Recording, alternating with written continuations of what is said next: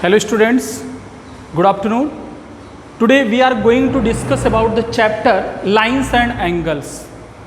जैसा कि आप जानते हैं कि हमारा चैप्टर चल रहा था linear equation in two variables, और उसके बाद आपके टेक्स्ट बुक में चैप्टर है इंट्रोडक्शन टू यूक्लिड ज्योमेट्री।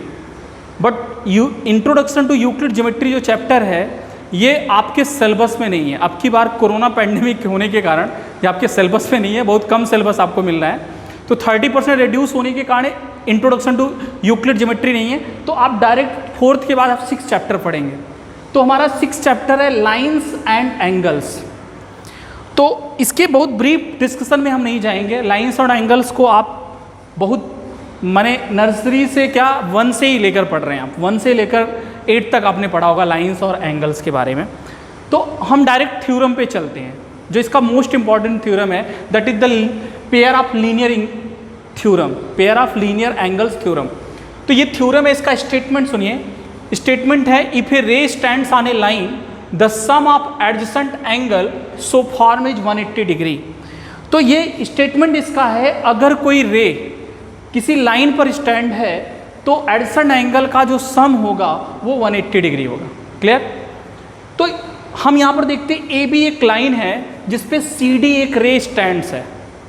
तो यहाँ पर एंगल ए सी डी और एंगल बी सी डी ये जो है ये एडजेसेंट एंगल बनते हैं, और इन एडजेसेंट एंगल का सम 180 होता है। ये हमें प्रूव करना है।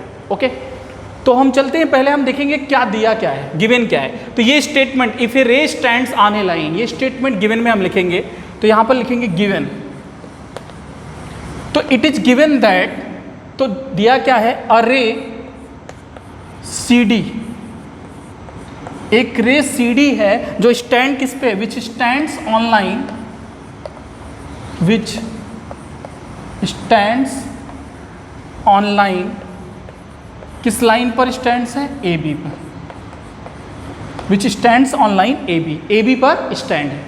तो वी हैव टू प्रूव, तो हमें प्रूव करना है कि एडजेसेंट एंगल का सम 180 होता है। तो angle A C D plus angle B C D equal to 180, we have to prove. तो हमें प्रूव करना है, टू प्रूव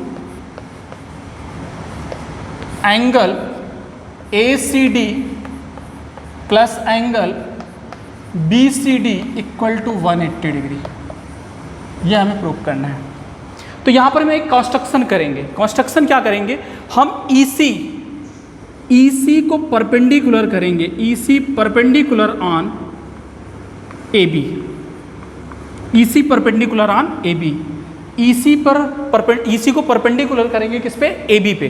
तो यहाँ पर हम कंस्ट्रक्शन में लिखेंगे जो हमने कंस्ट्रक्ट किया है, construction draw EC perpendicular on AB। EC को हमने किस पे परपेंडिकुलर किया, AB पर परपेंडिकुलर ड्रा कर दिया। अब हम इस जो स्टेटमेंट है हमारा, जो थ्योरम है, उसको हम प्रूव करेंगे, the sum of adjacent angles of form is 180 degree, ये हम प्रूव करेंगे। तो प्रूफ में हम करेंगे, प्रूफ देखिए, अब यहां पर एंगल ACD, ये एंगल जो है एंगल ACD हम लिखेंगे यहां पर, since angle ACD equal to, ACD में 2 एंगल्स आ रहे हैं, एक एंगल है ACE और दूसरा एंगल है ECD, है कि नहीं। यहाँ पर ACD ये टोटल एंगल, इतने एंगल्स में 2 एंगल्स हैं ACE, क्योंकि EC परपेंडिकुलर है, और ये टोटल एंगल किसके इक्वल है, ACD के। तो हम लिखेंगे angle ACD equal to angle ACE plus angle ECD, ये हमारा फर्स्ट हो गया। ओके, तो ACD किसके इक्वल हो गया, ACE के और ECD के, ये इक्वल हो गया।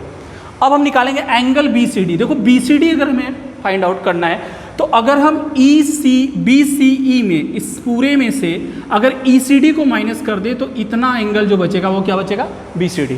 तो हम लिखेंगे यहाँ पे angle BCD equal to, BCD किसके इक्वल होगा, BCD इक्वल होगा BCE माइनस ECD के, ये इक्वल होगा BCE माइनस एंगल ECD, ये दूसरा हो गया। ओके, अब हम now adding first and second, first और सेकंड को हम ऐड कर देंगे। नाउ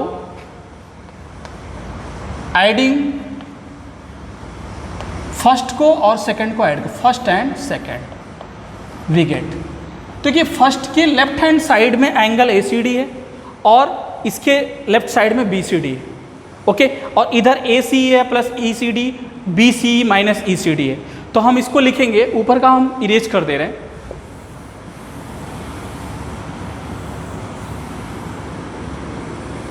ठीक है। अब देखो एंगल ACD लेफ्ट साइड में ऐड कर दीजिए, angle ACD plus angle BCD equal होगा राइट हैंड साइड में ऐड कर दीजिए, angle ACE plus angle ECD plus second में जो राइट हैंड साइड है angle BCE minus angle ECD, okay. अब देखिए यहाँ पर राइट हैंड साइड में ECD प्लस है और ये माइनस है, तो ये प्लस माइनस सेम थिंग्स है, सेम है, तो ये कैंसिल हो जाएंगे, ओके। यहाँ पर ECD प्लस है, वहाँ पर माइनस है, तो कैंसिल हो गए। तो आपका बचा angle ACE plus angle BCE, ये दो एंगल्स बच गए। अब देखिए राइट हैंड साइड में ACE, क्योंकि EC जब हम परपेंडिकुलर ड्रा किए थे तो ACE कितना हो गया 90 डिग्री, और EC परपेंडिकुलर तो BCE भी कितना हो गया 90 डिग्री।